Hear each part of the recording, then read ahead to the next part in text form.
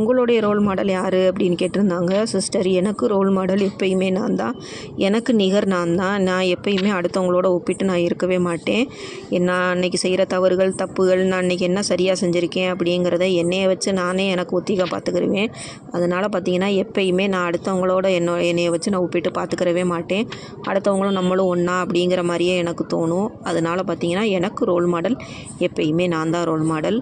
நைட்டுக்கு பார்த்திங்கன்னா இட்லி சட்னி சாம்பார் தான். காலையில் ஆட்டின மாவு இருந்தது.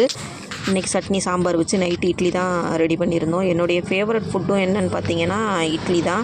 3 நேரம் எனக்கு இட்லி கொடுத்தா ரொம்ப ஹாப்பியாக சந்தோஷமாக சாப்பிடுவேன். என்ன தான் நம்ம கடையில் வந்து எத்தனை வகை சட்னியோட சாம்பாரோடு நம்ம வாங்கி சாப்பிட்டாலும் நம்ம வீட்டில் தயார் பண்ணி சாப்பிட்ற இட்லி மாதிரி எப்போயுமே வராது. எனக்கு ரொம்ப பிடிச்ச சாப்பாடும் பார்த்திங்கன்னா இட்லி தான். எனக்கு 2 நாளாகவே பார்த்திங்கன்னா கைவலி ரொம்ப அதிகமாக தான் இருந்தது. சரி இன்றைக்கி 3 நாளாகவே மாத்திரை தான் சாப்பிட்டுக்கிட்டு இருந்தேன். இன்றைக்கும் சாப்பிட்டு வெள்ளனே படுப்போம் அப்படின்னு சொல்லிட்டு சாப்பிட்டு நான் வெள்ளனே